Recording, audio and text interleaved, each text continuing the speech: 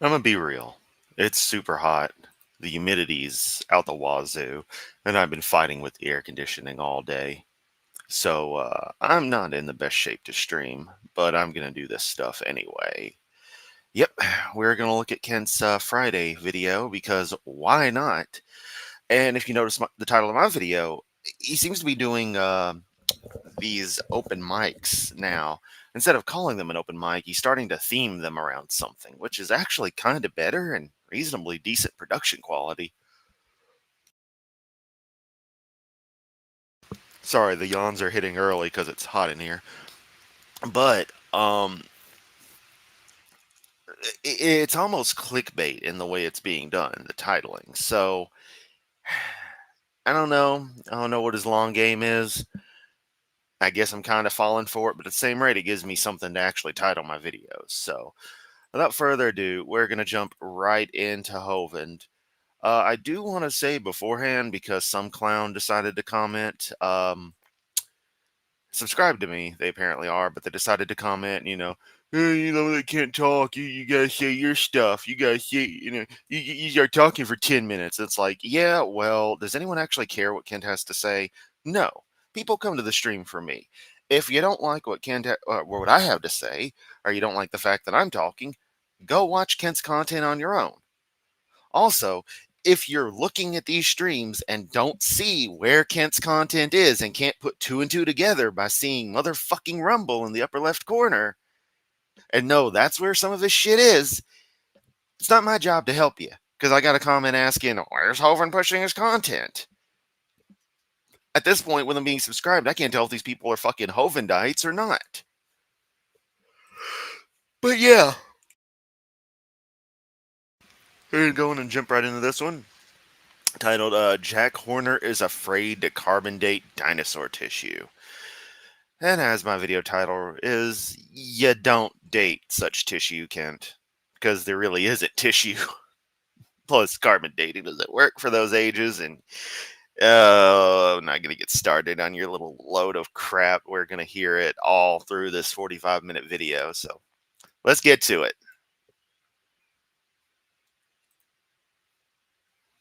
Hovind here and the crew at Dinosaur Adventureland in lovely Lenox, Alabama, very straight north of Pensacola. Tonight is June the 6th, 2025. You know, Jack Horner is afraid of carbon dating the dinosaur tissue they're finding. I'll show you why tonight, okay? We're on a bunch of channels. Well, it'd be interesting to try to carbon date it if there was any actual tissue being found in the way you're making it sound. Facebook, got a bunch of followers, Rumble, let's say Twitter, our app, TikTok, Instagram. You can get our TV show, and then they can't shut that one off, I guess. Like it, subscribe, share. Unless you don't pay your bill, Kent, in which case it's shut off quick as anything, you dumbass. And share this message with others. And of course, they can't shut it off. Oh, wait, I'm sorry. I'm interrupting Hovind too much, according to one ass clown. I need to let Hovind speak, because otherwise, you're watching my video to watch Hovind and not just watching Hovind's video directly. So, I need to shut up and just let Hovind go. Fucking idiots. Anybody who's been deceived by the carbon dating myth that it proves billions of years, or even old age, proves the Bible wrong. Listen in tonight, okay? Let's see, I had a gospel singing group come last week. They had a wonderful time. If you got a group want to come sing at Dinosaur Adventureland. We'll make you world famous, okay? There they are, the Pennsylvania Dutch family, the Amish family. Okay, that was cool. Is another group coming later tonight, or tomorrow morning or something? People come and go here all the time. Come on down. Here we are. Yeah, they really don't zoom in. That's what kills me. I mean, I guess if it was just me making stupid faces and just sitting in the corner, not interacting at all while a video just plays and I'm just making ooh and ah faces, I guess that's the top tier content they actually want, as opposed to thoughtful reactions to what's actually said, analysis, breakdowns, counterpoints, and snarky as hell, sardonic comedy combined with complete meandering trains of thought like we're hanging out just having fun, because that's what we do here. I guess these people have no lives because they don't know what hanging out with people and having fun is like. That's pretty pathetic. Because, I mean, I'm the one bringing the party. and I don't like to socialize. So damn. June the 6th, Jack Horner afraid of carbon dating his dinosaurs. Why? Let's notice that he's not bringing up D-Day at all, though maybe that'll change. I don't know. I'll show you why, okay? Next week, a month from now, we go to visit Ken Ham's Noah's Ark and join the atheist rally to try to straighten some of those guys out, okay? I got this email this morning from Descended Media. Oh, what the fucking hell. This is gonna be great. Subject, Kent Hovind, whack an imposter, felon, fraudster. Human may concern. I am part of a media organization producing a documentary on Kent Hovind entitled Kent Hovind, whack an imposter, felon, fraudster. We're wondering if you are able to provide contact details of your media liaison officer. Kind regards, Natasha. Media liaison officer? Liaison, you uncultured swine. Christ, you're pathetic. Natasha from the assistant media advisor, Descended Media. There's her email, descendedmedia@outlook.com. I want you all to email her. Here's what I said. Hi, Natasha, Ken Hovind here. I've whacked hundreds of imposters and fraudsters on all my channels listed on Dr. Love how he capitalized imposters and fraudsters. Dino.com. I didn't ask if any were felons. That's ad hominem and unrelated to the topic of evolution being the dumbest and most dangerous religion in the world. It's not about evolution, though, Kent. This is a piece of media being created about you. You are not evolution. When talking about you, Kent Hovind, we are discussing subjects related to Kent Hovind. Kent Hovind is not evolution. Just because you obsess over it and jerk yourself off daily to your misinterpretations of your textbooks doesn't mean that people can just ignore everything else about you. In fact, it's quite the opposite. Because honestly, the evolution debate thing, which there is no debate except you dumbasses whining in the corner because it doesn't match what our stupid book says.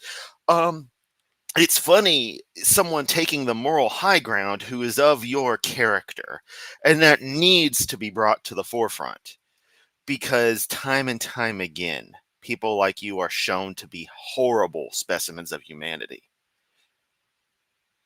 And I think everyone should know that.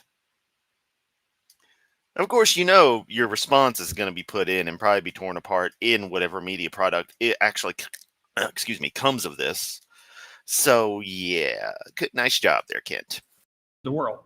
We don't have a media liaison officer, but you're welcome to schedule a time to come. Liaison.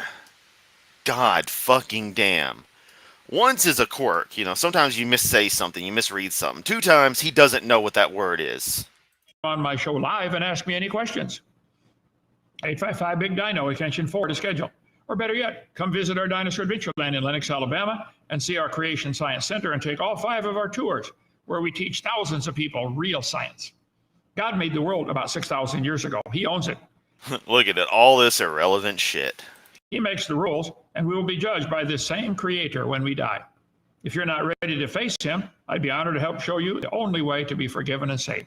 So y'all please email Natasha. Encourage her to do all of her interviews for the show they're making live right here on my show. That way they can't twist it and pervert it, right? I don't know if they intend to or not. Usually the media does. I'll answer any questions if they're on. Oh, yes. Gotta have the media twists everything conspiracy, which, depending on how you define media, may be true or not true, depending on if you count independent journalism and opinion pieces versus, core factual outlets and all the other shit that disguises itself as such. Topic. I've done many hundreds of talk shows and debates on many channels. I was on the Michelle Moore show yesterday. People called me today about that. So, are you going to rewatch that interview and jerk off to her as well? Because that's what you did to that other girl. But remember, you're the good guy. You're the one with the moral high ground. I've done many hundreds on many channels, friend and foe, and would love to do 5 every day. So if you know anyone with a podcast or show, large or small, that would have me on as a guest, call Joseph, 855 Big Dino, extension 4. Okay, there's the... Oh, you're welcome anytime on my show, Kent. While we're at it, when your liaison people are in contact with my liaison people, since I need to speak your language of retardees. Sorry, had to. Um, you can finally get around to scheduling that debate that you want so badly. Kentucky atheist rally. Wow. Let's go up there and help them see the light. Dinosaur Adventureland, 140 acres. Come explore it. It's a wonderful place. Okay, you'll see it when you come visit. Now that Trump's cleaning house, be sure to tell everybody to watch my open letter to Donald Trump. Notice Natasha wants to call me the felon. They want to emphasize that I went to. Yes, because you have been convicted of a felony and therefore are a felon. And while I know some people who qualify as felon who have made up for mistakes and are wonderful people, you continue to be a douchebag. So there is no redemption from this, and we will hold that against you because it cements the fact that you have already been judged to be a shitty person. At least as far as three-letter agencies are concerned with revenue streams. To prison. Before you get too excited about that, Natasha, you need to watch this video series. Kent Hovind is innocent. You have a SKU code for that, Joseph? Anywhere? Somewhere? Do you have a SKU code? Did he just say that? Get too excited about that, Natasha. You need to watch this video series. Kent Hovind is innocent. You have a SKU code for that, Joseph? Yes, Kent, I'm sure Joseph has a stock keeping unit code somewhere. You know, a barcode that is totally independent from the universal product code. Which, you know, you guys claim is the mark of the beast, so it's funny that you have a SKU code on there, but I guess since that doesn't have control characters that happen to look like 6 in that formatting, if you squint your eyes, turn your head, and shove your brain up your ass, yeah. God damn. Fucking boomer gonna boom.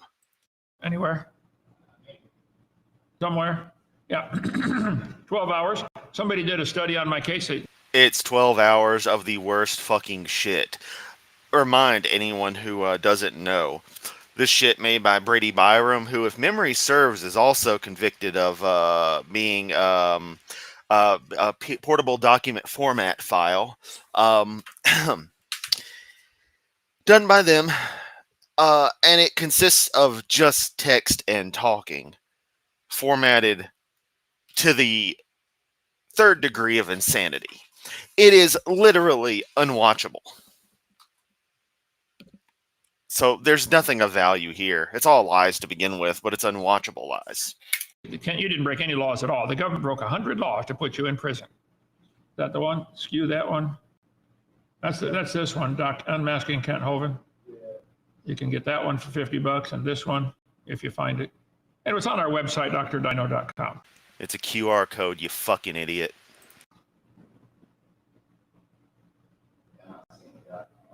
Anyway, put it up there sometime. Okay. So open letter to Donald Trump, February 1st on all the different channels run.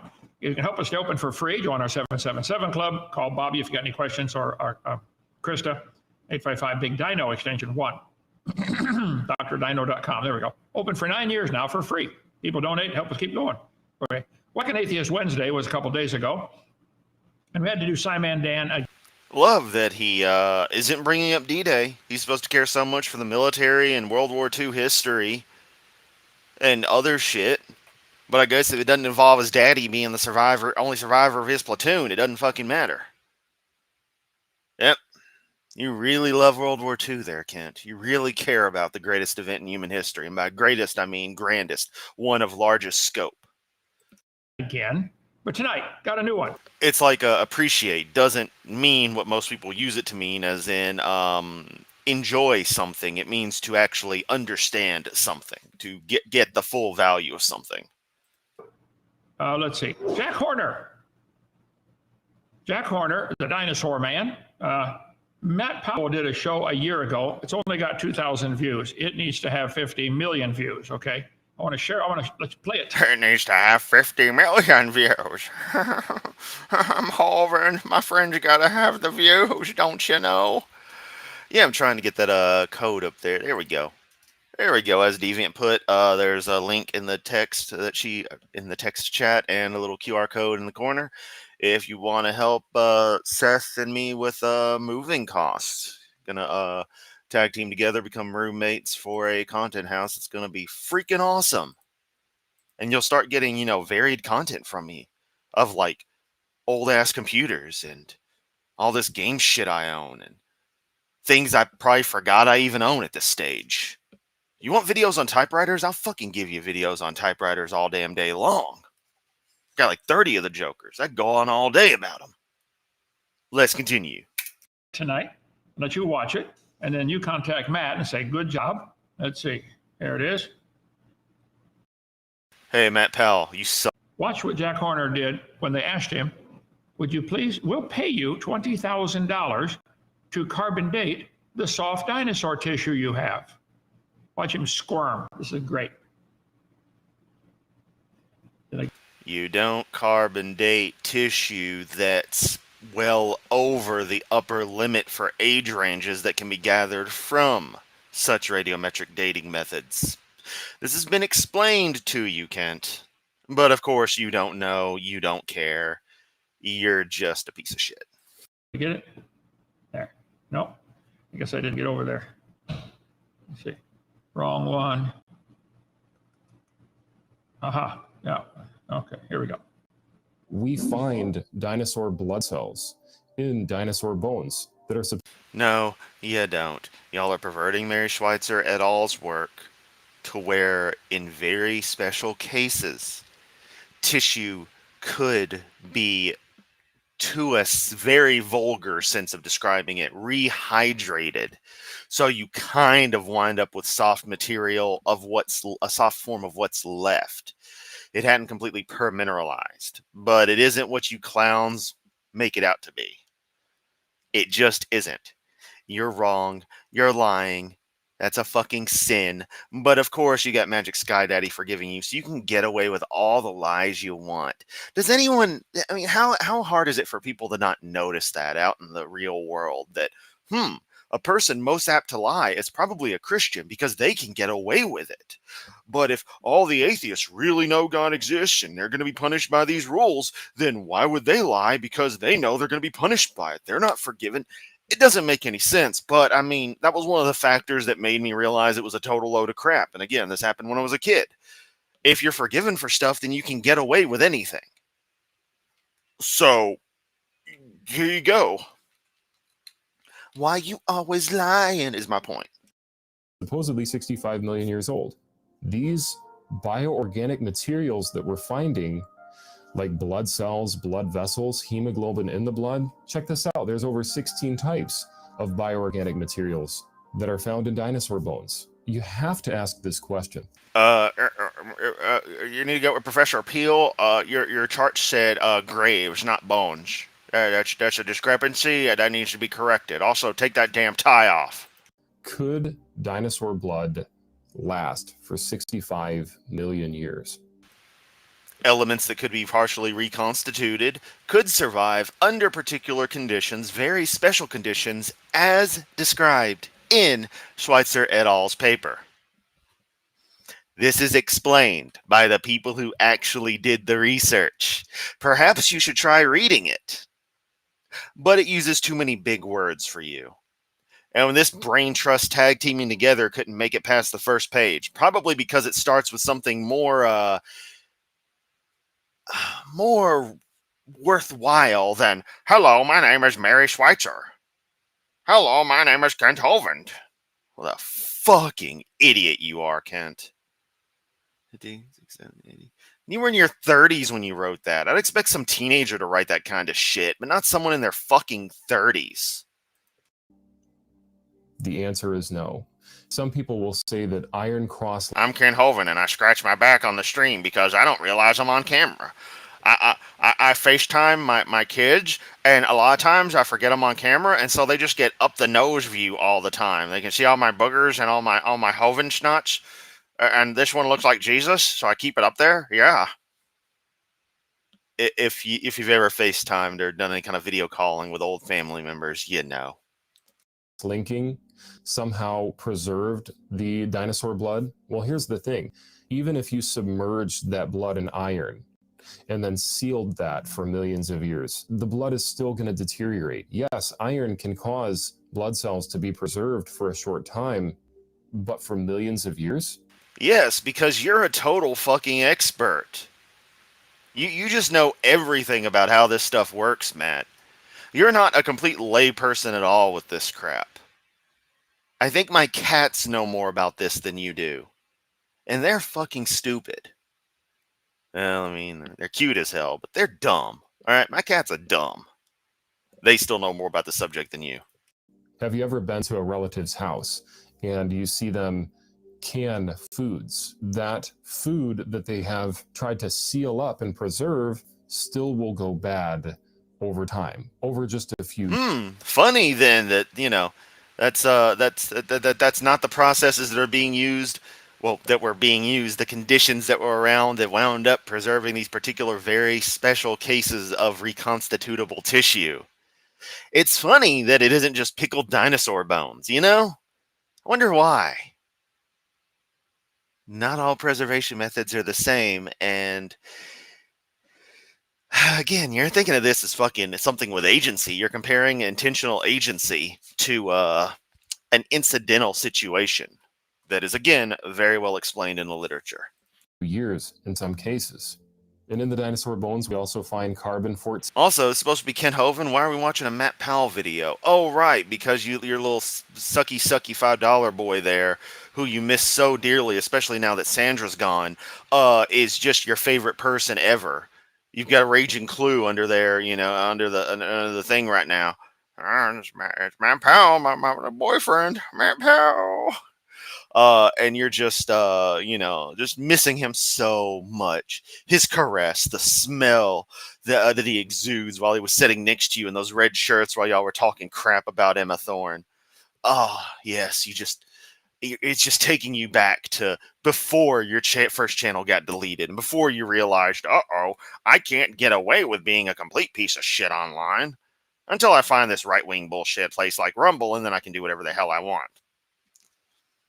By the way, Emma Thorne popped out a new video of why she's not a Christian. I expect Kent to do something on that, and possibly next week. I feel like that's on the cards. I would bet $5. I ain't got $5 to bet, so yeah. Remember, carbon-14 only lasts 50,000 years. The half-life is 5,730 years, and so every 5,730 years, half of the C14 exits the bones. Well, how is it that these bones are loaded with C14? That's because they died recently, because these bones are not millions of years old. They weren't sitting in the ground for millions of years and got contaminated by C14 from the atmosphere. That's not what... No. Do not join Ambushed Apostates Discord. It is a dark and evil place. Nah, kid, definitely go join that shit. Oh, it's another place for us to hang out and be freaking awesome. You know you wanna. You know you ain't really living online unless you're in like 50 Discord servers and 30 of them are muted, right? Right? Happened. If they would have been contaminated by C14, it would have been contaminated by other things, and therefore it would have contaminated the blood that we find in the bones, and the blood cells would be non-existent. The chicken is a dinosaur. I mean, it really is. I mean, you can't argue with it because we're the classifiers and we've classified it that way. Yep, they are kind of the experts, Kent. Hello. Hello, could I speak to Jack Horner? Yeah, let me transfer you over to his office. Hello? Hello, Jack. This is Bob Enyart with KLTT Radio in Denver. Uh-huh. Jack, I sent a letter to Bob Harmon a few weeks back offering the museum a grant of $8,000 to do a carbon-14 date test of that soft tissue T-Rex you guys dug up. And I'm wondering if you saw that or considered it. Well, What our friend Jack is doing here, he knows exactly what's going on, and he's trying to word things in a way that you dumbasses won't manipulate, because that's all you fucking do. I don't have to manipulate anything you say, Kent. Your bullshit speaks for itself. But you sure got to take scientists and twist every word they say, every idea they have, every analogy they make. Carbon 14 doesn't Is work on something that old. I understand that, and normally we wouldn't expect to get soft tissue out of a T-Rex skeleton either, but sometimes science proceeds by crossing your T's and dotting your I's, and in fact, in the last couple of weeks, I've been able to raise a little more money. Translation, let's do a useless test that we know is useless on this stuff, and then when it shows an odd result, we're going to say, ha ha, destroying some of this tissue in the process, wasting time, resources on this just for you guys to make up shit. We'd be honored to give you guys if you would consider doing that test. Well, we can't do that test. You can't do that. No, Do you mean the museum doesn't have the laboratory? we certainly don't. Okay, well, we're happy to pay the expense of having a lab do the test in addition to the $10,000 to the museum. Yeah, turtle's to the left of me. Need to let him go swimming. I also I'm really overdue on getting him a UV light, but I've been broke. He's doing okay, but he's going to need that soon. That's how they process calcium. Not kidding, they take straight UVB from the sun. Turtles are fucking awesome. But yeah, Lucky's doing good. Do you know how carbon 14 works? Yeah, I'm familiar, and I realize it's... See, that right there, the fact that he's like, do you know how this works? The questions you're asking, the proposition you're making is ridiculous to anyone who actually knows this stuff. And look at Kent with that fucking stupid grin on his face. Like he has a damn clue about anything. useless for anything over maybe 50,000 years or so. Jack is... You're damn right I'm on fire, Laura. I've had to fight with the AC since last night. So let me tell you what the AC did. Because, this pisses off that person who left a comment on my last video saying that I talk too much and that I don't let Hovind speak. Seriously, it's still on there, so if you want to go to my last video and reply to that joker, go ahead. The fucking air conditioner, some point last night, sucked up the fucking filter. The filter had structural failure, sucked up in there. I mean, I was able to get it out, but it was like completely collapsed and just wrong. So airflow was ruined. Damn thing basically froze. And so I've been fighting a thaw cycle between ChatGPT instructions and some other stuff and double checking it because, that's how you use these kinds of things. Slowly guiding it like a freaking... It's like I'm doing triage on a patient in war, but it's a machine. Listening to it, shutting the breakers off, giving it time to cool, letting it go back, checking, this line's hot, this line's warm, this line's warm, this one's cold, but then warm. Oh, wait, it's balancing out, posting stuff back and forth, getting more info, double checking, triple checking things. But it's got to fight fucking dehumidifying because the humidity hit like 95% down here at a storm roll through. And it fucking sucks in Memphis, right? Memphis fucking sucks weather-wise. Just straight up. Fucking uncomfortable as hell in the summer. Hate it. But I'm used to it. I'm drenched in sweat. This damn thing has been going nonstop, but it is dehumidifying, and I'm feeling spurts of cold air come out that's telling me, okay, the evaporator coil is getting drier. A goddamn box fan shoving air through this joker, doing everything I can to keep it, to get enough flow so that the humidity can be balanced out and then the AC can actually cool. But it's still like a fucking sauna in here, and I expect it to stay that way until probably tonight when the sun goes down. So talk about me on fire. I am both on fire and sweating like a motherfucker. I ain't got any patience or energy for anybody's bullshit today. And the first stupid-ass Hovendite or something who pops into the chat and starts stuff, oh man, I'm just going to fucking go off. So if you guys see that stuff, you might want to nip it in the bud sooner than later, lest I tell someone random on the internet that they can do unspeakable things. Is the amount too small that it's just not worth the consideration? No, that's not it. Okay. Let me tell you where I'm coming from here. Sure. All right. Obviously, your group is a group of creationists. Yes. And You're duplicitous assholes, Kent. You hear the word creationist and you instantly think professional liar. That's the first thought that comes to mind. Y'all got that reputation on your own by being duplicitous assholes. And yes, I'm going to use that word a lot today. That's my new favorite word. Another fucking lying scumbags. Quit grinning and snickering like a fucking child. Good Lord. Act dignified. Fucking hell. You are pathetic. I mean, look at this fucking twat waffle. Just watch him during this. Don't look at the video on the left. No. Just watch Kent.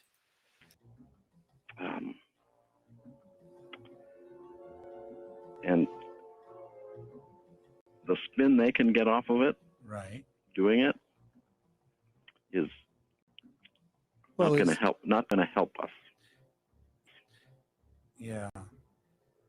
So even though it's He's a professional. He can't call you an outright liar, but that's what he desperately wanted to do, I'm sure.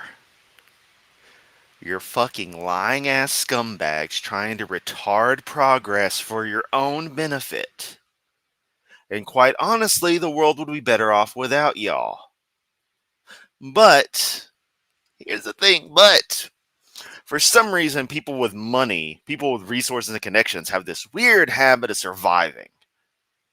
Nature doesn't take its course. They somehow always have kids who, for some reason, perfectly believe the same bullshit they do, probably because they benefit from it and they learned, the mommy and daddy's scheme works, so I'm going to do the same thing. So, harsh words, maybe. Are people reading too deep into it, hearing this right now? Probably.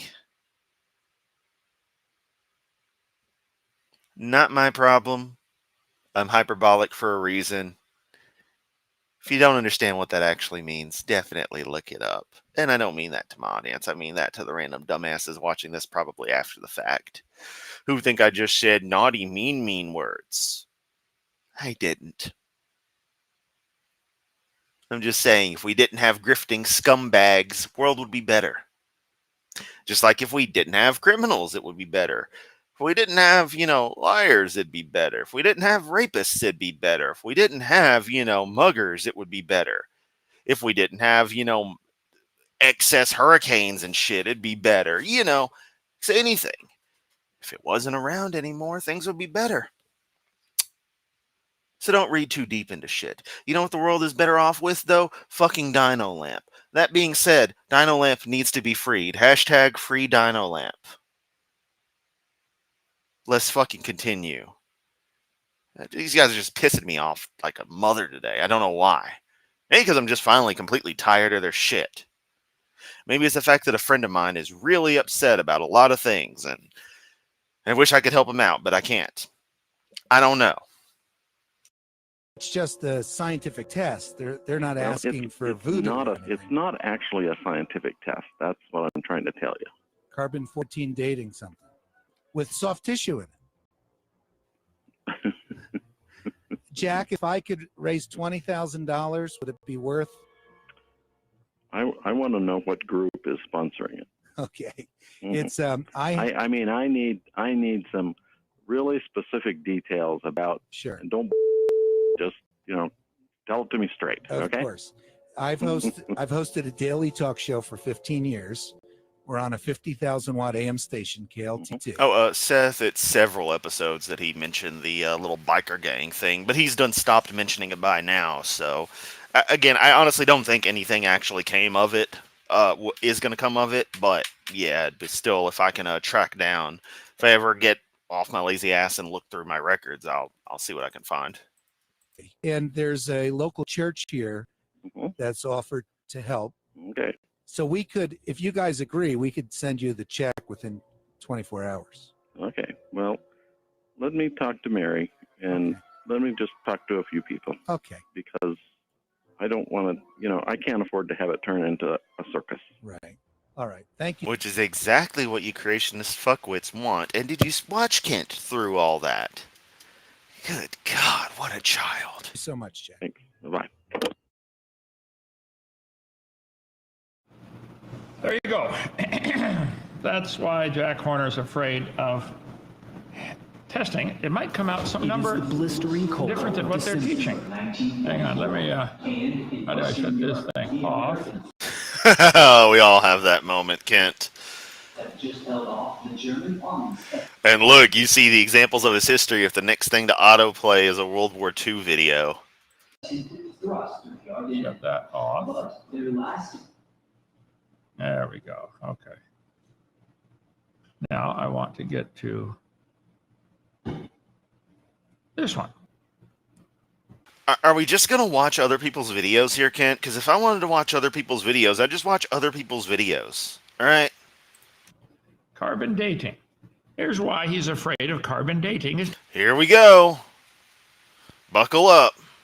It's going to be 30 solid minutes of Kent being fucking stupid. Dinosaur soft tissue.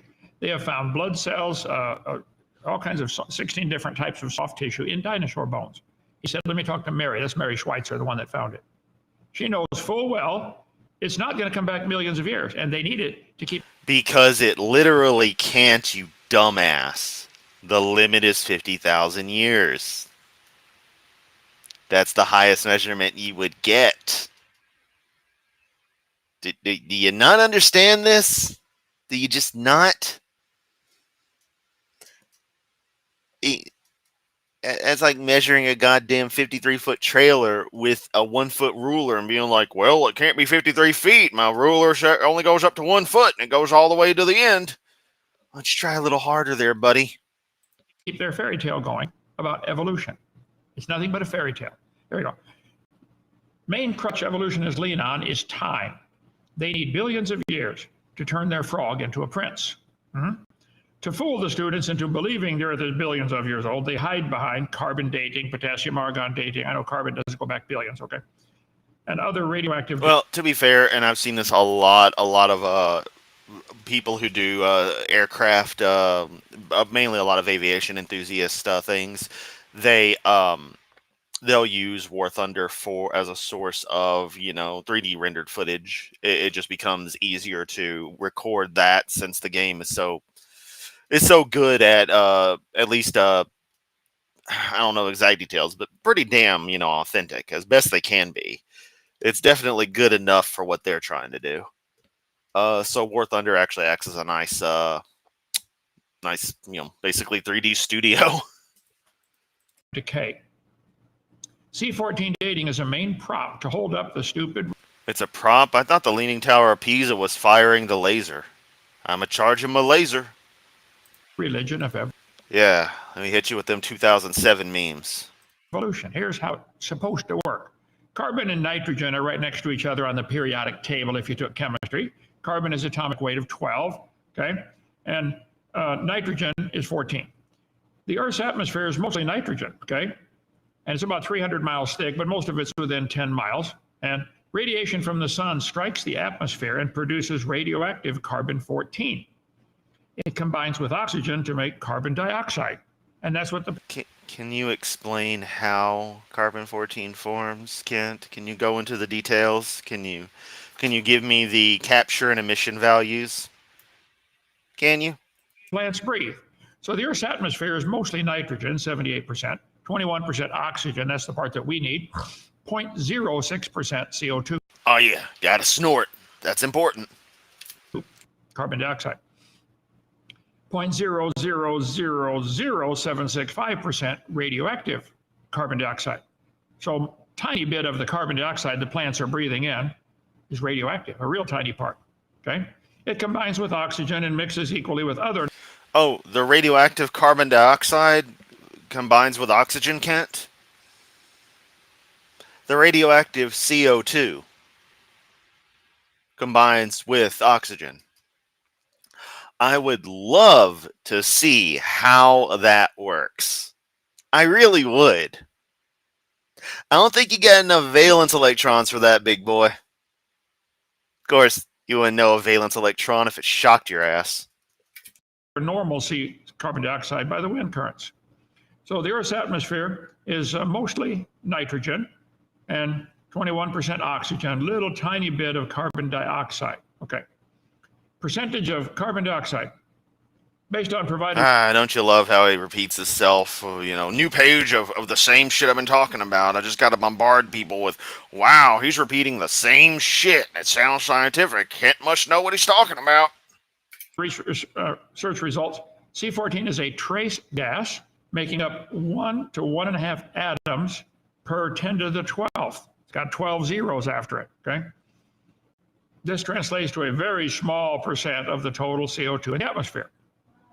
To put this in perspective, the total CO2 concentration is approximately 420 parts per million. Assuming an average molecular weight of CO2, this corresponds to 0.0. Doctors do not recommend consuming 10,000 grams of pure caffeine, although they do agree that you can't overthink if your heart stops. 0.04% of the total atmospheric gases. Okay, carbon-14 constitutes an infinitely Deviant, glad you found one case of it. There's a couple of them, so videos right around that same time should additionally mention it.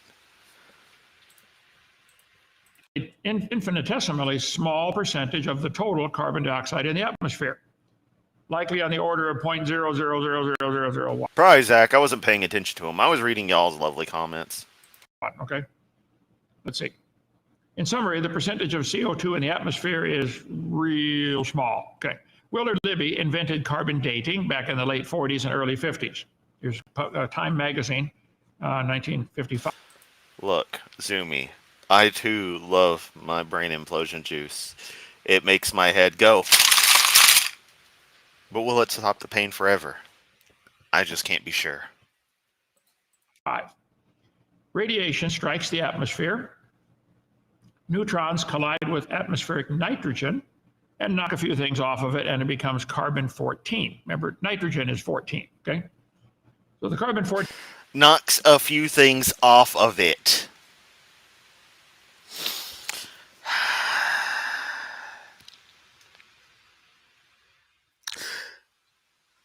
You have a capture event, Kent, that causes an additional, or causes the loss of. Let me think this through. Gotta use all my brain for this one. I want to make sure. You have a situation where nitrogen becomes carbon.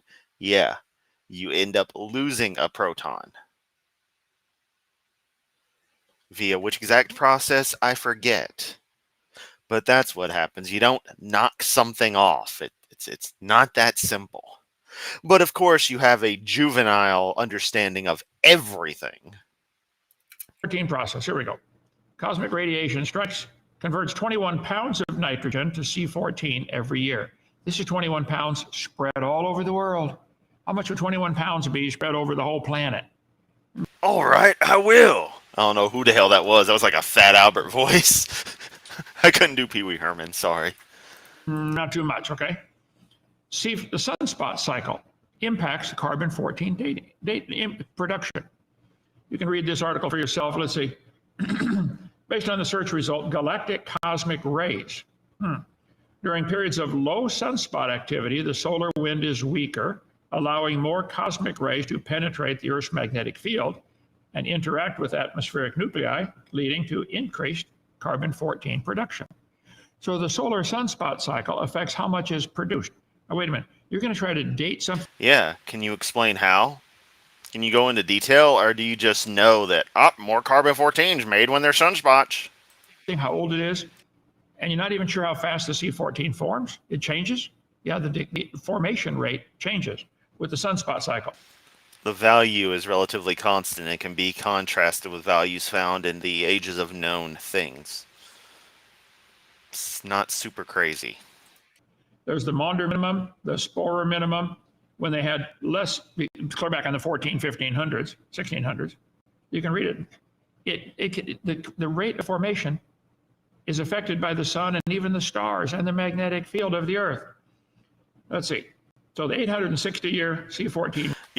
Here's Ken Hoven's detailed explanation of how a car operates in the same way in which he just described carbon-14 formation. Well, you got the tires and an engine, and then the gasoline. Road. Record shows a good correlation with sunspot numbers. How did they know the sunspots back in the 1400s? Okay. Earth's magnetic field.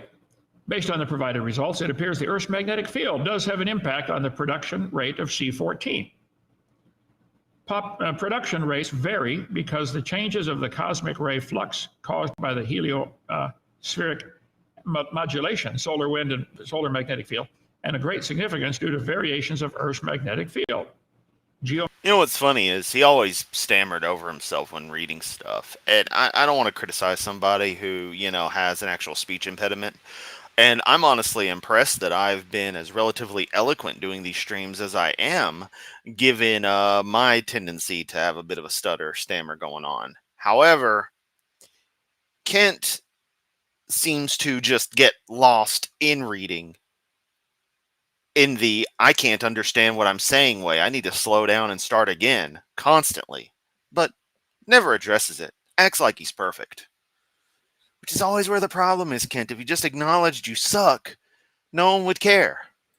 Magnetic field variations can also affect the production rate, as changes in the Earth's magnetic field can modulate cosmic ray flux. So, cosmic rays from the sun hit our atmosphere and change some of the nitrogen atoms into carbon-14, which is radioactive. Most of them latch onto oxygen and become CO2. Plants absorb CO2, photosynthesis process, and make it part of their tissue, the leaf, the stem, the fruit, the root, whatever. Animals eat the plants and get it into their tissues. Some of the C4 carbon dioxide is radioactive, not much. It does not like being carbon-14 and begins to decay back to nitrogen. It doesn't like being carbon-14. Oh my god, you fucking kid, you.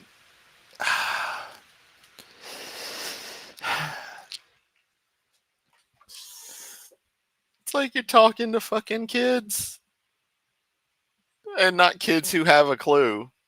Special ed kids. Oh, wait. I forgot. Look at young Earth creationists. Yeah, I'm being an asshole today. I don't care. It's too damn hot to be nice. A gas and escapes, so it decays. Based on many tests, it takes 5,730 years for half of it to decay.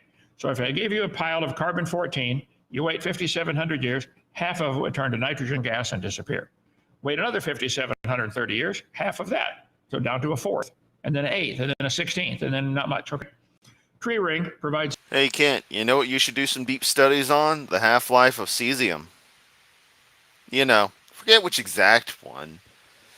Cesium-130, is it? One that is a byproduct of plutonium nuclear reactors? Or was it uranium?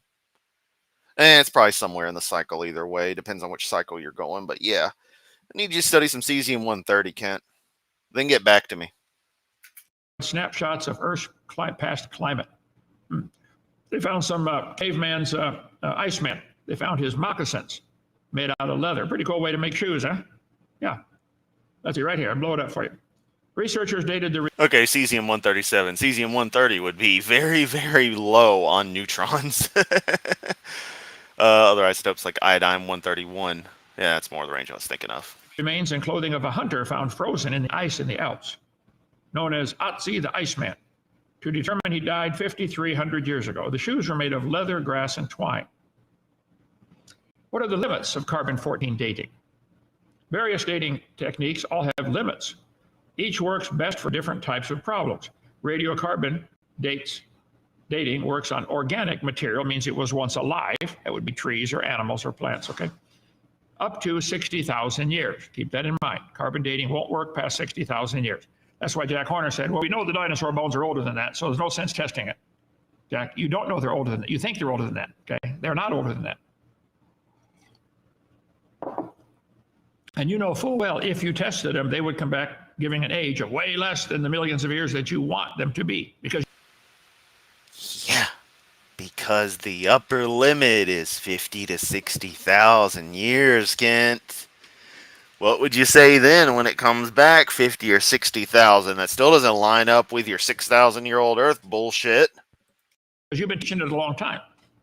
That'd make you look foolish, wouldn't it? If you can't admit you were wrong. Yeah, I understand how narcissists go. Okay, let's see. Yeah, you sure as hell understand how narcissists go, because you are one, you fucking twat. Radiocarbon samples are also easily contaminated. So to provide accurate dates, they must be clean and well preserved. Dirt and other matter must be washed off with water.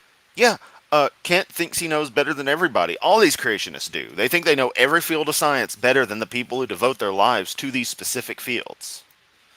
The chemical treatments and other cleaning procedures are also often needed. This is because there are so few atoms to count.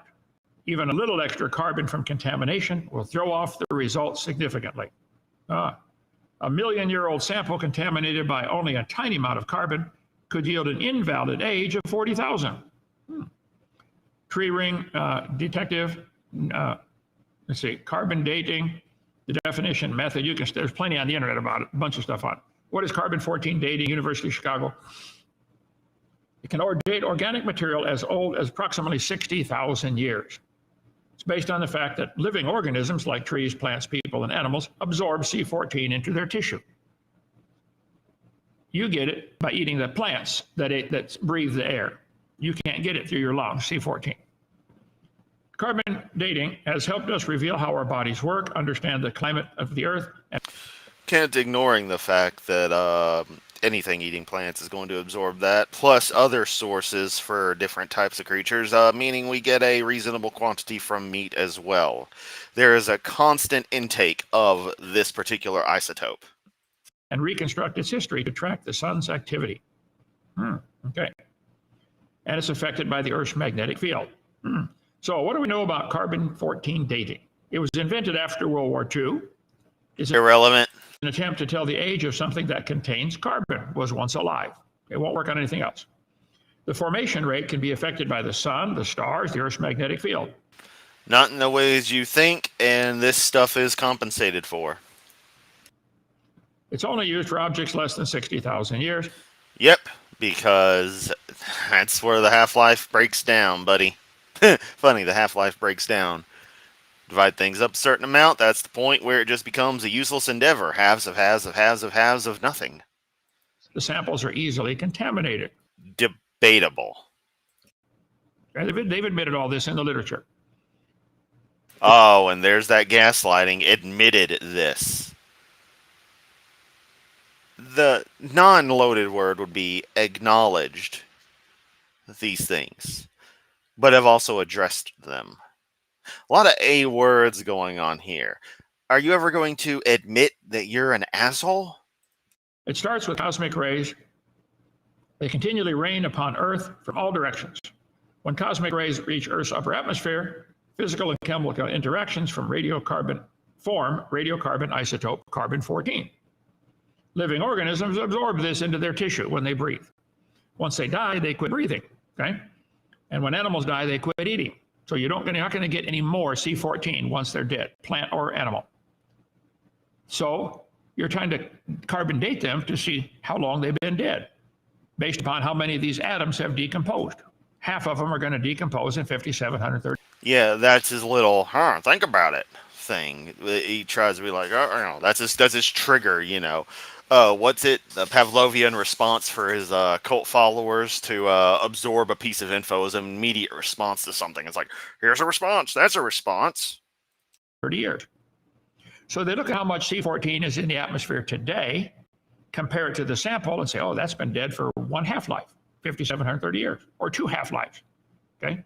No, that's not really it, Kent. There's an expected amount that you would find in something that is still a relatively consistent value. And when you find grossly less than that, you're able to start figuring out approximations. Newer, fast, let's see, they run it through a detector sensitive enough to count the pings emitted by the decay of single atoms. A newer, faster method in the 70s works by using a particle accelerator to count the atoms. Oh, radiocarbon can be used on any object that used to be alive. Well, then why don't you date the dinosaur samples, Jack? They used to be alive, didn't they? Come on now. That includes pieces of animal, people, and plants, but also paper that was made from reeds, leather made from animal hides, logs used to build houses, and so forth. Fossils are dated. So Zoso, this is interesting. Do the Walking Dead have metabolism? Or are they just somehow animated corpses that just don't go through full permanent decay processes? Because their carbon 14 content in them would decay as if they were dead over time if they don't actually consume anything new. And I don't know if, because I don't know anything about Walking Dead really beyond it being a zombie thing set in the South. Didn't care for it and not into the zombie thing. If they actually do eat and actually metabolize what they consume via whatever method, that makes things interesting because that would mean they would be intaking new carbon 14. Which makes me think about vampires. Is the blood literally a substance keeping the material together? Or is it more of a magical essence thing that just happens to be in that sanguine substance? At that case, then, if you carbon date a vampire, what would they show up as? Obviously you'd need one that's already, well over 5,000 years old, but still makes you wonder. Really by their geologic column position. They're not dated by carbon dating. Radiometric dating would not have been feasible if the geologic column had not been erected first. Ever since William Smith, fossils have been and still are the best and most accurate method of dating and correlating the rocks. See, they date the rocks by the fossils, and they date the fossils by the rocks, by the way. No, they don't.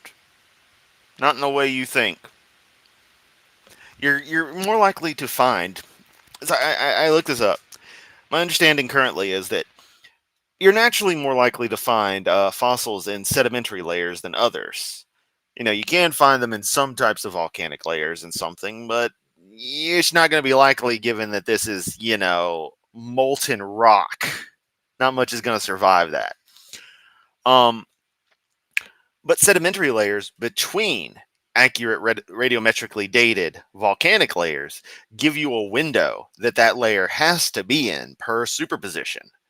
If this lava flow was on the bottom and this lava flow was on the top and this nice, sandstone is in the middle, that tells you something. It must be between the ages of those two layers. And then if you happen to find a fossil that's clearly evident always between layers dated those same ranges, oh, there you go. But what about if you find that same fossil somewhere else, an area that isn't between two volcanic layers, because it's another part of the fucking planet? Oh, well, we found the same species here, so it's got to be the same age because the species don't live forever. They have a certain range that they exist in. And that's the beauty of it, Kent. That's the beauty of it. It's putting all the pieces together. It's quite literally forensics.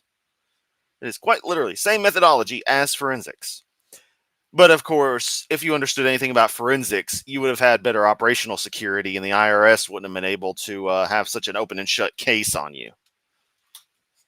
Circular reasoning. Watch video number 6 for much more on that. Okay. Apart from modern examples, which are really archaeology instead of paleontology, I can think of no cases of radioactive decay being used to date fossils. So you got the carbon and the nitrogen right next to each other. The nitrogen gets slapped around by the cosmic rays and turns to carbon 14. A Geiger counter is used to detect radioactive elements. Pieces fly off and you hear a click, click, click on your Geiger counter. Radioactive C14 being produced in the atmosphere by the sun, it breaks back down to nitrogen at the rate of half of it every 5,700 years. During photosynthesis, plants breathe in the CO2, and a tiny amount is radioactive. They make it part of their body, part of their tissue. In the photosynthesis, animals eat the plants, make it part of their body. How many of you have ever eaten plants, or you've eaten animals that have eaten plants at some point in your lifetime? Like every meal, okay? If you have carbon 14 in your body right now, and you could be carbon dated right now. There's radioactive carbon in all of us. It's assumed. Yes. And the rate would be too high to get a meaningful value. The percentage of C14 in the air today is the same in all living plants and animals. That is indeed an assumption. Plants breathe in CO2 during photosynthesis, make it part of their tissue. It's assumed that the amount in the atmosphere would be the same all over, and it would be the same found in all living plants and animals. So if the atmosphere is giving you, so many clicks per minute, everything alive on the planet should give the same number of clicks per minute. Who said archaeology? Did I say archaeology or did Kent? I don't think I'd be called a dunce, but if I said archaeology, I deserve that insult. If Kent said archaeology, he deserves that insult. If the atmosphere is 0.0000765%, it's assumed everything alive today is. When the plant or animal dies, it stops taking in more C14. It stops eating and breathing. So they compare the amount of C14 in the object they're dating with the amount currently in the atmosphere. This is another major problem. It can be estimated how long it's been dead. If it only has half as much as it's assumed it died 5,730 years ago. Whatever it had continues to decay. Deviant, technically he's still on about the Schweitzer soft tissue, but yeah. He's more just talking about it, trying to lie about it to explain why they wouldn't want to date that tissue. Even though, he totally says in the middle of the spiel the ranges that it does and doesn't work at. Half of it decays in 5,700. Also, Kent, you have to question, why would anything show such low values if the world's only 6,000 years old? Oh, wait, I forgot. You act like there was no C14 until after the flood. So, therefore, nothing would have it, which still creates an interesting thing in that there would be no C14, then everything would show the higher ratios, higher percentages. So, these lower values, the longer dates, shouldn't exist, but they do. 100 years, it can't get any more, so it goes out of balance with the atmosphere. This is the whole premise behind carbon dating. If it gives you 0.000765%, you assume it's still alive or very recently dead. If it's only got half as much, it's been dead for 1 half-life, 2 half-lives, 3 half-lives, etc. So it goes from a half to a fourth to an eighth to a 16th. There should be no measurable C14. Exactly, Rogerio. Exactly. And Kent said it. All right, thank you. Had to make sure. Beyond 40, 50, 60,000 years. So start off at 16 clicks per minute as an example. If you're only getting 8 clicks per minute, it's been dead for 1 half-life. If you're getting only 4 clicks per minute, 2 half-lives. 2 clicks per minute, it's got 3 half-lives. With their short 5,700-year half-life, no carbon-14 should exist in any carbon older than 200. So this is true, and it's not so much it was found, it's more of a case of if you use particular chemical processes on these very particular samples that were uncovered inside of otherwise fully fossilized bone, you can somewhat reconstitute most of a soft material that has miraculously survived and not been permineralized.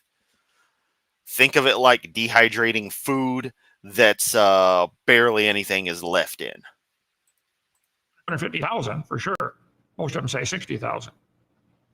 It's proven impossible to find any natural source of carbon below the Pleistocene strata, which there's no such thing, that does not contain significant amounts of C14, even though such strata are supposed to be millions or billions. Phrenology, something Kent probably still believes in. Of years old. Conventional carbon-14 laboratories have been aware of this since the early 80s and have tried to eliminate it and are unable to account for it. Lately, the world's best such laboratory, which has learned during 2 decades of low C14 measurement how not to contaminate it externally, under contract to creationists, confirmed the observations for coal samples and even for a dozen diamonds, which cannot be contaminated with recent carbon. Hey, diamonds have been explained, buddy. These all this has been explained, and ICR is a load of shit. You're not going to believe that, but it is. They ain't scientists, buddy. They're, well, the biased would be the word, but you prefer to use the word prejudice, so I'll say that. They're prejudiced. Constitute very strong evidence the Earth is only thousands, not billions of years old. So what do we know about carbon dating? Invented after World War II, it's an attempt to tell the age of something that contains carbon, used to be alive. The formation rate can be affected by things. Yeah, used to be alive, yeah, like most of the bandwidth going to this stream. It's only Did one of Musk Boy's satellites fall out of orbit again? Used for objects less than 60,000 years old, and the samples are easily contaminated. So no C14 should be left in samples over 250,000 for sure. Should be nothing left. It all sounds good, but there's some very obvious assumptions. Now, Jack, listen to me. If I Jack don't give a fuck about you, buddy boy. told you to fill a barrel with water, but I've drilled holes on the other side. As you put it in, it starts leaking out, kind of like your checkbook, you know. At some point, you will reach a stage called equilibrium. You will never fill it past that line because it's leaking as fast as you're putting it in. That's the way the carbon-14 is. The sunlight is making it and it's decaying. So at some point, they say it take about 30,000 years. If you took a brand new planet Earth, get it going around the sun, in 30,000 years, it would equalize the C14, formation destruction rate. The sun is adding C14 and it's leaking out through decay at the same time. Earth's atmosphere, equilibrium. Based on research results, there is consensus among scientists that the Earth's atmosphere would reach equilibrium, C14, approximately 30,000 years. This estimate is supported by multiple sources. Oh, okay. Even the reaction, eventually the reaction would reach some equilibrium, 30,000 years, from chem.ewec.edu. Don't you love how his research consists of just looking at search results? So it's calculated it would take 30,000 years for Earth's atmosphere to reach equilibrium. So the atheists and evolutionists come along and say, well, we know the Earth is millions of years old. Yeah, he did. He did, S'mores. You don't know any such thing. We can ignore this equilibrium problem. Well, guys, guess what? It has still not reached equilibrium. This equilibrium thing is completely irrelevant as a concept. To calibrate carbon dating, scientists use independently dated materials with known ages to see how much C14 they contain. These materials include tree rings, especially from very old trees like bristlecone pines, whose rings can be counted year by year going back over 14,000 years. Of course, Kent will argue against those. Lake sediments, corals and shells, dated by uranium series methods. Ooh, love it. Uranium series isotope chain. Once you get to thorium, you get a funny little thing going on if you build your reactor right. But we're not here to talk about thorium fast breed reactors. We are here to talk about ice cores, though. But again, all this stuff that can't nuh-uhs and poo-poos. By comparing C14 levels in those dated samples to what the uncorrected C14 clock would say, scientists can build a calibration curve. Example, the INT-cal curve. This curve adjusts raw radiocarbon ages to calendar years. So, summary statement that can be used. We established the C14 baseline using independently dated materials like tree rings and corals. These provide a record of actual atmospheric C14 levels over thousands of years. That lets scientists correct for natural variations in carbon and produce accurate calibrated calendar dates. Radiocarbon is forming 28 to 37% faster than it's decaying. Wow. They've known this for a long time, guys. Okay. 40 years they've known. Fluctuations in the rate of C14 production. At times, the production rate will exceed the decay rate. Other times, the decay rate will be larger. So what do we know? It was invented after World War II. It's an attempt to tell the age of something. The formation rate can be affected by the sun and magnetic field, etc. It's only used for stuff 60,000 years old. Samples are easily contaminated. There should be nothing left. And it's assumed the Earth's atmosphere reached equilibrium billions of years ago, but it has not. I mean, this equilibrium thing is complete nonsense. It's a fucking red herring. Which means you cannot carbon date anything. Yes, because you know so much better than all the scientists. You'd have to know how old it was before you could figure out how old it was. So, they're assuming it's reached equilibrium. It has not. But there's ways to tell how old it probably should be. And what's funny is we don't find any real nonconformities in all this stuff. I must reiterate that for some reason you don't find, cow and giraffe fossils mixed in with Tyrannosaurus. Not. Can you check that archy.org and see if he's still alive? This was a long time ago. I talked to Ron. He has great information showing it's still not in equilibrium. Archy.org. Okay. I use the illustration. If you walked into a room and you found a candle, it is up, okay. Found a candle burning on a table and asked you when was it lit? Oh, his stupid fucking candle. Well, let's do some science. Let's measure how tall the candle is. So we measure the candle, find out it's 7 inches tall. Then let's measure how fast it's burning. So we get a stopwatch and everybody times it. Nobody argues. It's burning an inch an hour. So when was it lit? You can't tell me unless you make some assumptions. Blah, blah, how tall was it to start? Has it always burned at the same rate? Blah, If blah, you find a fossil in the blah, dirt, blah, blah, blah, the amount blah. of C14 can be measured. Hey, Kent, you don't find fossils in dirt. Also, you don't see carbon date fossils in the way you're thinking of it. So I must correct myself in that you do find, technically, potentially fossils, in quotes, i.e. objects over 10,000 years, in quote-unquote dirt, soil that hasn't become stratified into a rock layer. Technically possible. But yeah, it's specialty stuff. You're not carbon dating T-Rex bones because there ain't no bone there to carbon date. That's rock, buddy. Deceptive as all hell intentionally. Very well. And the rate of decay can be determined today. That's it. You're done. No more science. How much was in it when it died? Has it all decayed Still more science than you've ever done. at the same rate? You have no way of knowing those things. If the earth had a crystal canopy overhead, like the Bible teaches Here we go, Hovind theory.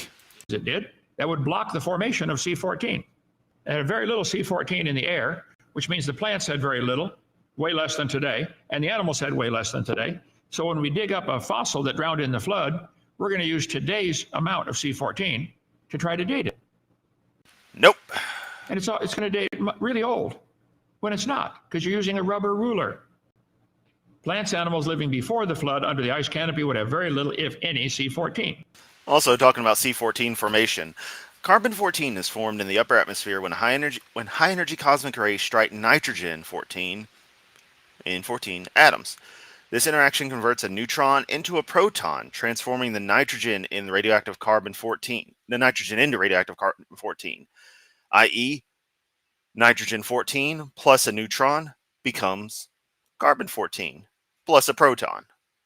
The newly formed C14 then combines with oxygen to form carbon dioxide, which is absorbed by plants during photosynthesis and enters the food chain. Once an organism dies, it stops taking in C14, and the isotope begins to decay with a half-life of about 5,730 years.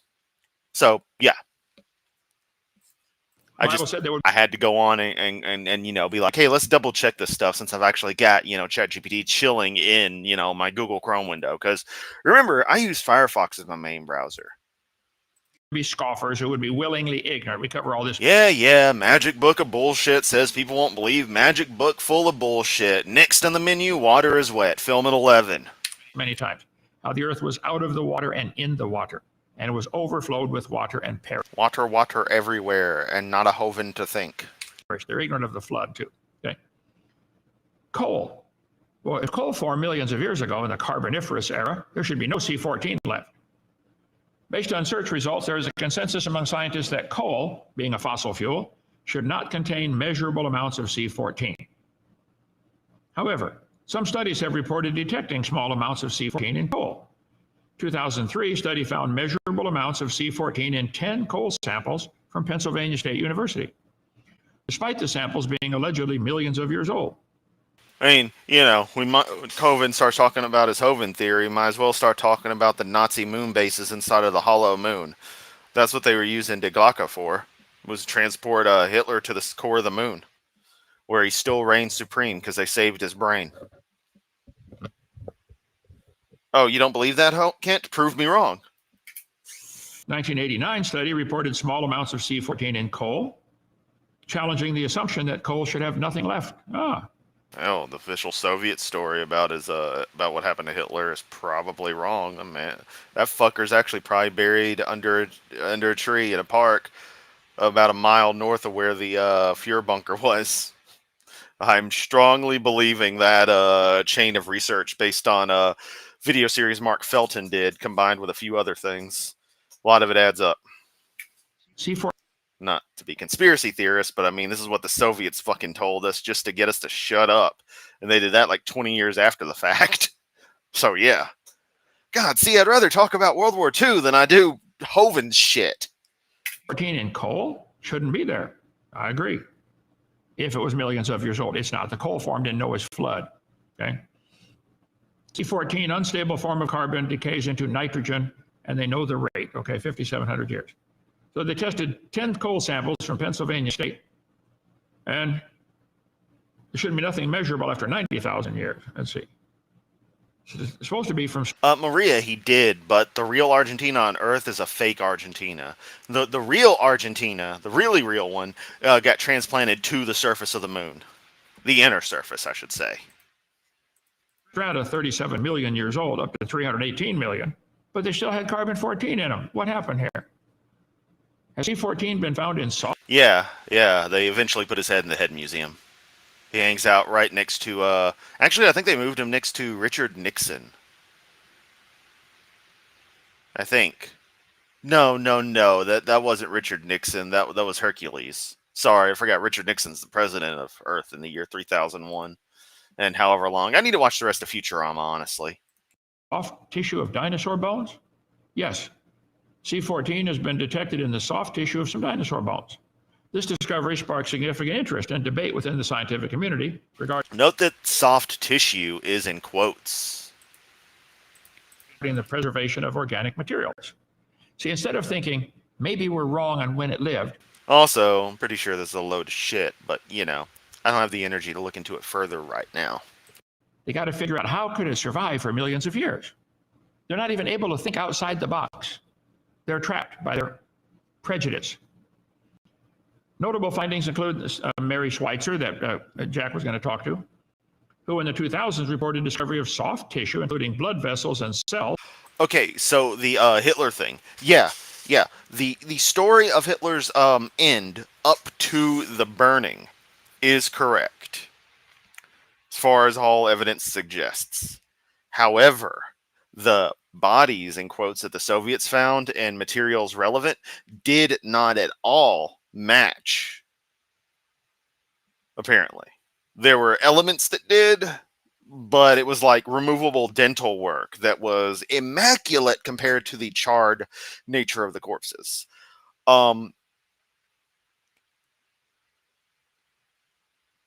It's believed, I forget the exact details, but it's believed that someone was just put there, random whomever as a decoy, because we all know that photo of the Hitler's body that's totally not him, just the dude with a mustache. It is believed, based on some top Nazis' testimony, that if you reject the official story of what the Soviets did, that they got his body and such, what is actually supposed to have been the case is that his body was secreted north by, again, just like a mile or so, and buried in a quote unquote common grave in an area that was in a parkland that still exists slightly north of where the Fuhrer bunker was. So, in a fascinating twist, that motherfucker's body might still just be hanging out about 5 to 10 feet under the ground. Really fucks with you. The what if of it.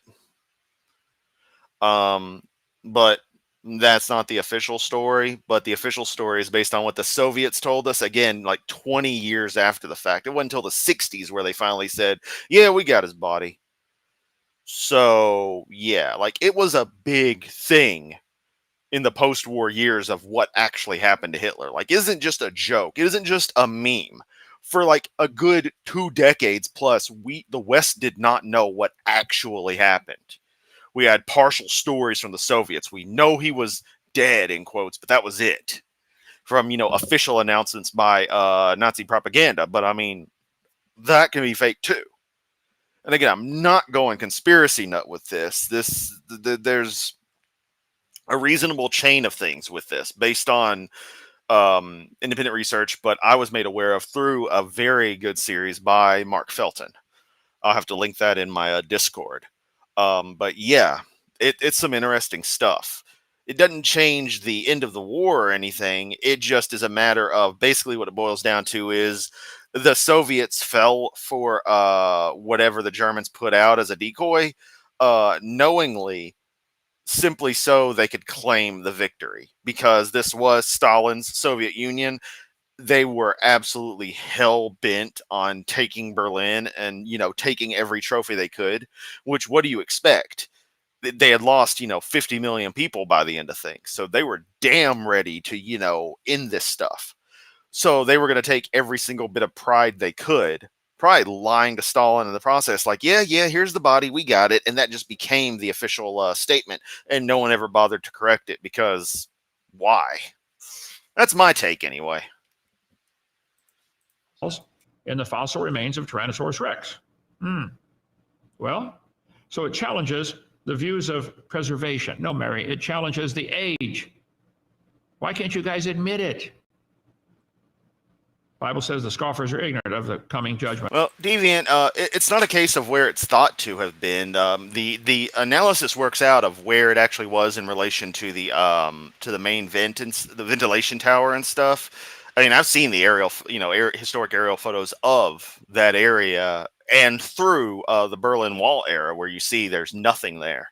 Now the spot is pretty much spot on. At least, again, according to the report that the Soviets did, but that information matches what what the people at the bunker had said, who were captured by the West.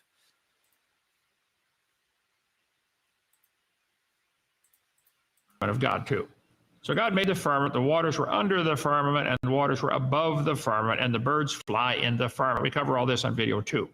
How the earth was it was different back then, okay? Let me get up here. Today's atmosphere, 78% nitrogen, 21% oxygen, a little tiny bit of CO2, and a very tiny bit of carbon-14.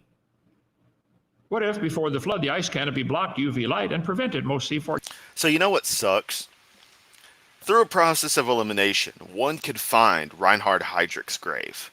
I personally want to take a dump on Reinhard Heydrich's grave, because he is the #1 Nazi I hate most. So basically, in all of history, he is the person I hate most out of anyone who's ever existed.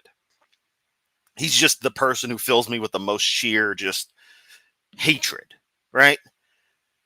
But if I were to do that, I would be committing a crime in Germany, regardless of what grave it is. It's the act itself. And that freaking sucks, because it's like, oh yeah, I travel all the way to Europe just to defile some Nazi's grave that's unmarked, so I can't just say, but dude, it's Reinhard Heydrich. Come on, no one likes him.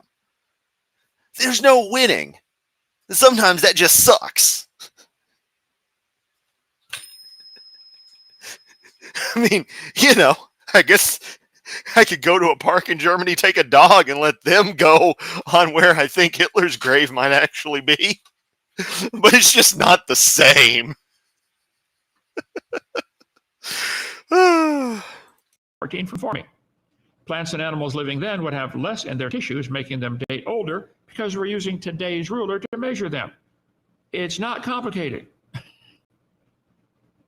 What if the pre-flood world had overhead canopy that blocked out the UV light? Well, they're going to date wrong. They might give a date like they're 17,000. But Zumi, the grave is very much unmarked. It is hidden, but he's still buried there. So through a process of elimination, one could determine what grave is likely him. Years old when they're only 4,000 years. I would love to do that, to actually determine which one's which. But I don't want to go to Germany and be like, hi, I'm interested in finding a particular Nazi's grave. Because I feel like no matter how much I explain, no, it's a matter of wanting to see it, to wish intently to defile it. They just look at me like, what are you doing? What's your real reason? And I'd be like, fuck. I mean, that's a thing. If you can't take interest in some of these subjects of history without it seeming weird, and with it being Germany itself, it's like rather not stir up a hornet's nest, as historically minded as I am. I'll just take the official museums, the relics, the memorial plaques and stuff, the different museums that do exist. Between that and the Berlin Wall and the like, I got my stuff. I've got an agenda when I get over there, a little itinerary. That's the word I want to go for, of things to do. Tracking down Reinhard Heydrich's grave, not really my business. Don't think Germany wants it, because once someone finds it, it's going to become a pilgrimage site, and no one needs that shit. Result. You guys, you just don't get it. I know. Okay. Problem 41. A chemist determines the sample of petrified wood has a carbon-14 decay rate of 6 counts per minute. This is something they take on the test, okay? If when you're learning about carbon dating, you can read all this for yourself. Let's see. Geiger counter counts how many clicks per minute, CPM. Let's say that today's atmosphere, and therefore the living plants and animals, have 32 clicks per minute, just as an example. In 5,700 years, it's only going to have 16, half as much. Wait 5,700 more years, it's only going to have 8, and then 4, and then 2. So if it's 16, if you're getting 16 clicks per minute, it's 5,700 years old. If you're getting 8, it's 11,004. Maria, you should honestly do it in style and go through the old checkpoints Alpha and Bravo. Take the actual corridor through former East Berlin, East Germany, like 110 kilometers it is to get to Berlin. That would be kind of awesome. I want to take that route because I do really want to check out what remains of the inter-German border and that town that was effectively split down the middle by it, or something to that effect. The little mini Berlin, they called it. That place is like really cool. And then take the east-west corridor, the west-east corridor to Berlin. That would be really fun to go along there. 2, 1. But what if it had started off with 2 when it was living? Because that's all there. So the grave that Reinhard Heydrich would have been buried at, the cemetery is known. The grave is unmarked. All marking information is gone. So the process is basically figure out unmarked plots that would match the same general age range as his, and logically his should be an unmarked one that fits right in the time frame, logically speaking. It was in the air. You dig it up 5,700 years later, it's going to give a 1. You're going to say, wow, it's 28,000 years old, when it's not. It's not complicated, but they won't see it. So before the flood came, the canopy over the earth prevented most radiation from forming C14, so plants and animals had 4 clicks per minute, maybe. They drowned in the flood. We dig them up 4,300 years later, find out they've only been through 3/4 of a half-life. Wow. Now it looks like that, with coming today's rate of 32, it's going to give the wrong number. We test them, they only give 3 instead of 4. Wow, they're 14,000 years old. It's baloney. I don't know how they don't get it. And all these universities and professors sit around their classroom and notice how excited I get talking about, subjects I care so much for. That childlike wonder that comes out in me even though I'm 40. And then we go back to someone like Hovind. Fucking hell, how miserable are you, man? mock creationists and mock God. Say, oh, we know the earth is billions of years old because of all these dating methods. I'll debate any of you anytime. Jack, anytime. All right, then. Start calling them, you lazy son of a bitch. Call me, okay? All because they're willingly ignorant of how God made the earth with the water above the firmament and the water under the firmament. They have a rubber ruler. To use any of the radiometric dating methods, you have to assume you know how much was in it when it died, that the decay rates never changed. We know that's changing, or can be changed. You've been no contamination. You cannot prove it. Maria, that's pretty fucking awesome. Any of those. Coal seams always have C14 in them. Living mollusk shells, carbon dated 2,300 years old. This is 60 years ago they knew it didn't work. Answers to creationist attacks on carbon dating. Wow. National Center for Science Education at Berkeley University. Wow.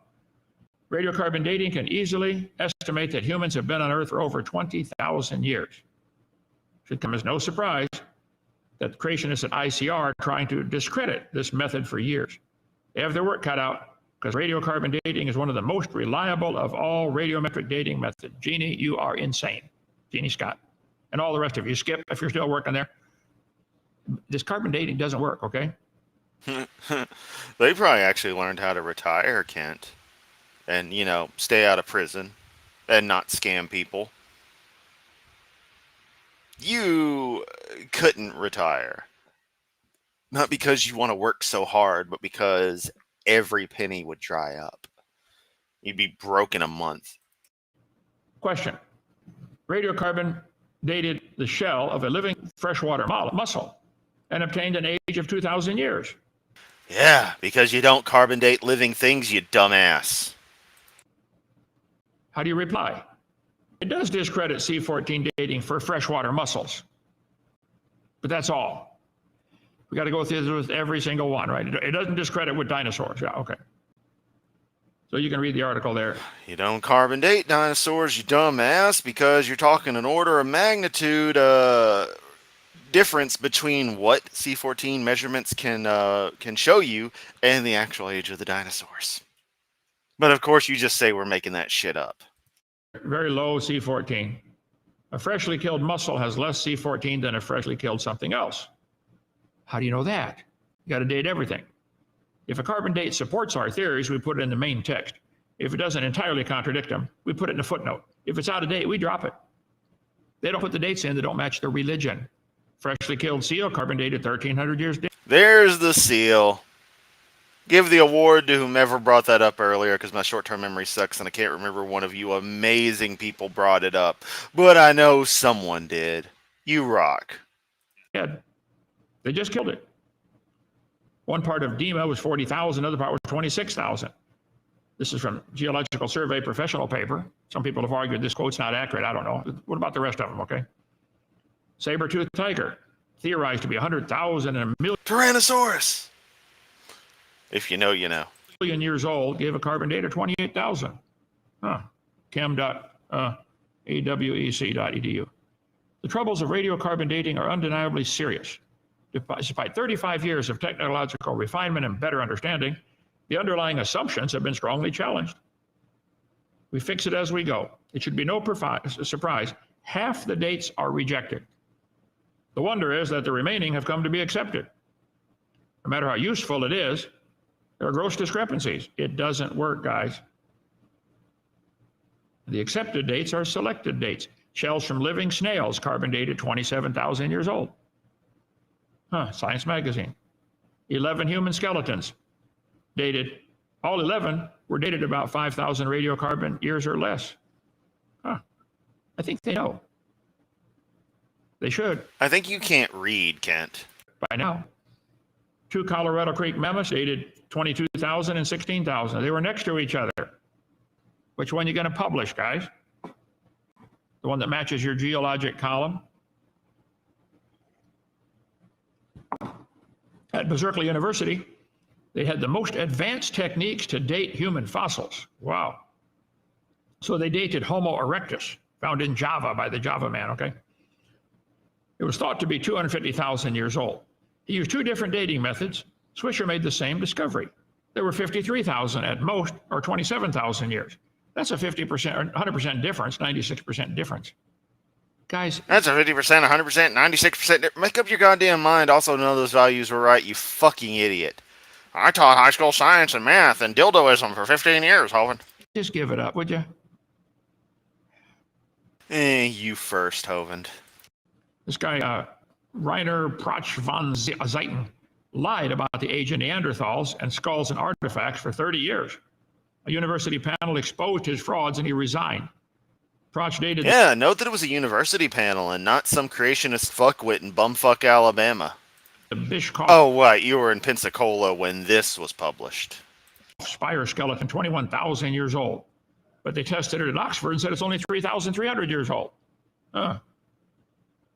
Another dating error was identified for a skull found in Germany. It said with 20. And you know, we all know good and damn well that all of these are explained in primary sources and primary literature. 7,000 years old. I don't really trust worldnetdaily.com. The oldest human remain found in the region.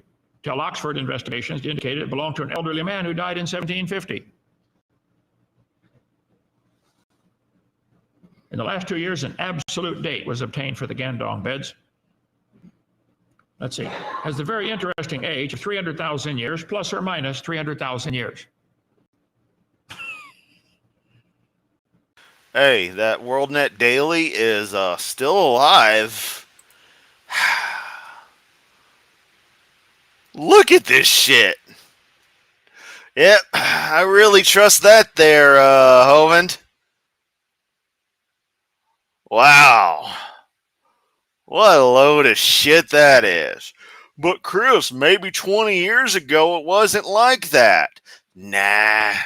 They were saying proud how they've been doing stuff since 97.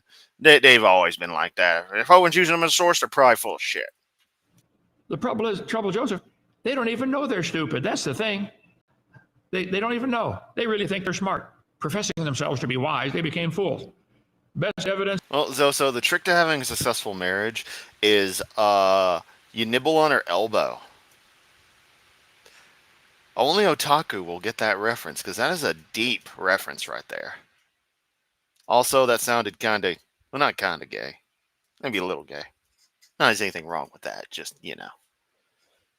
This is a Simpsons reference, though. From science that confirms a young Earth Andrew Snelling. Radiocarbon, found in coal, found in fossils, it decays quickly. Read that article on, I'm assuming, Answers Magazine. Living. Oh, yes, I'm going to do Answers Magazine. That's totally a scientific source of wonderment. Penguins date 8,000 years old.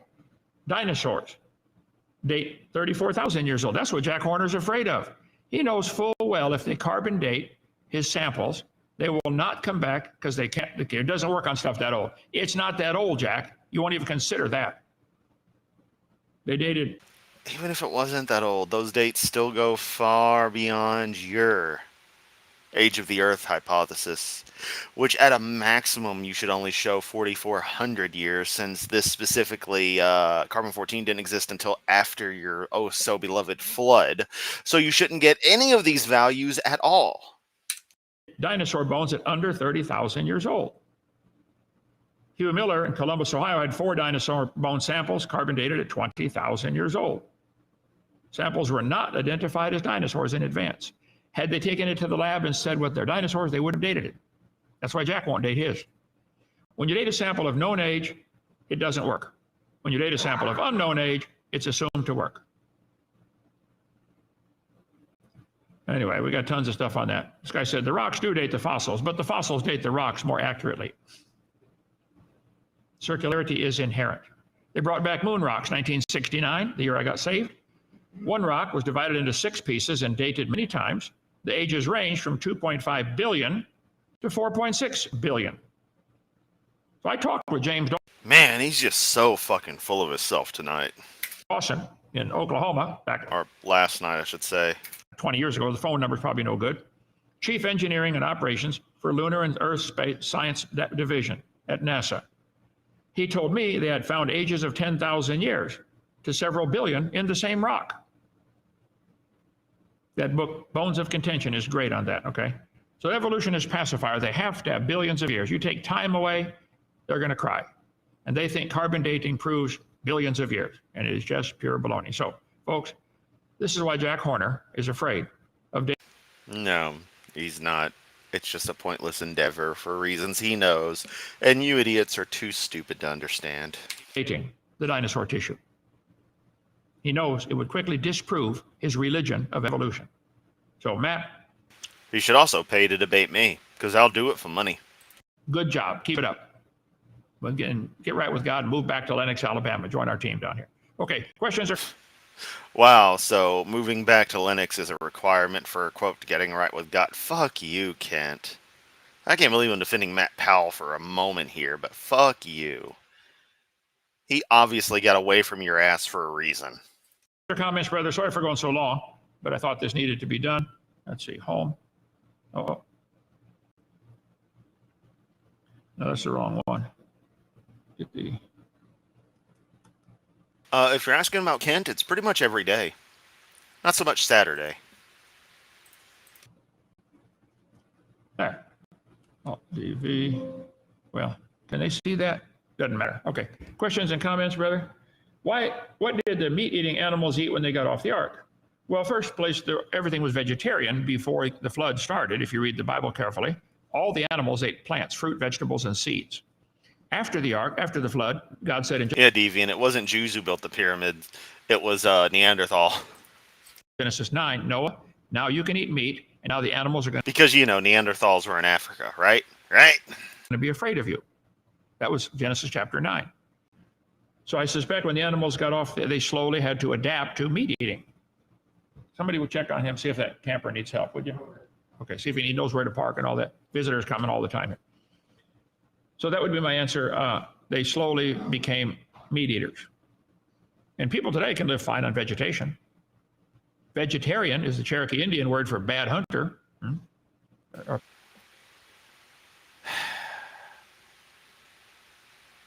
Fuck you, Kent. Fuck you. Apache, maybe. I forget. Well, are the windows or vaults of heaven open to flood the earth and the waters above the... You know, Kent, you make some insensitive Native American jokes there that are pretty damn stupid, even as offensive jokes. Well, let me tell you, from what I've learned about Native American theology, hell of a lot more incredible than anything your piece of shit book or the related stories have. All right? Although I'm a little partial to more of the love nature and respect life kind of theologies because those resonate well. So lots of European paganism, Native American,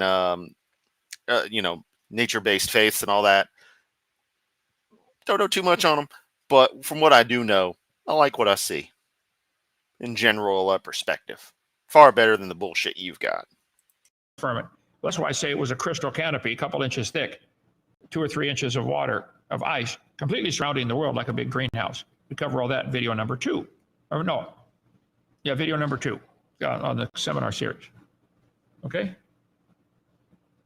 Let's see. If evolution is real, like these so-called scientists say, what stopped half of monkeys and apes from evolving like we did? A comment from another idiot who doesn't remotely comprehend what evolution is. They didn't want to have all the problems humans have, I guess. No, I don't know. It didn't happen. It just didn't happen. All right, let's see. Mankind's ignorance never ceases to amuse me. For instance, which is dumber? Scientists that believe all things come into existence from a spot of nothing, or poor souls who call themselves scholars. That's it. Professing themselves to be wise, they became fools. All right. Thank you so much. Got a bunch of visitors. Got to go talk to folks. Come visit Dinosaur Adventureland. It's free. What else you want? You want us to pay you to come? No. Just come. We'll feed you and house you, and that's enough. See you tomorrow. Bye. Sunday. Oh, yeah, we get saved from Hoven's idiocy today because I forgot today is Saturday. Arlo out. Yay, doggy goes for a walk. Or vegetarian snakes. So I'm going to share tab. Here's Mark Felton's channel. I am pretty sure it's this series, Find the Fuhrer, Secret Soviet Investigations, that goes over the Hitler thing in pretty good detail. There was also, for the 80th anniversary of Hitler offing himself back on April 20th, one of the greatest days in history, he did an append to that video series. And so that's also a nice watch, as kind of a little summation if you don't have, a couple hours to spend watching this series, because I think it goes on for a hot minute. But honestly, I can't recommend Mark Felton enough. Incredible channel. Really cool guy.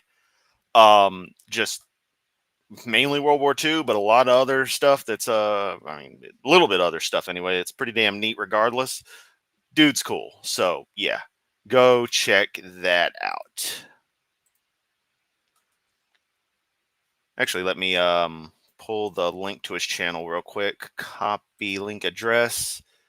Here we go. Putting Mark's channel in the chat. There you go. Cats can't be vegetarian. Don't know if Kent knows about some whack lion. Yeah, story that was a total lie. Yeah, they're obligate carnivores. He just keeps getting worse. Indeed, he does. He calls himself a scholar. The fuck you mean? Yeah, he ain't no scholar. Lord Mark Felton's channel. I've been subscribed for some time. Yeah, it's awesome stuff. So yeah, hit up Mark Felton's video series on our favorite failed Austrian painter. if you've got some time, got some energy, I'm gonna go make sure the AC isn't acting stupid because it's still hot as fuck in here. And hopefully, maybe by tonight, I'll actually have some cool air. Much love as always. Catch everyone next time.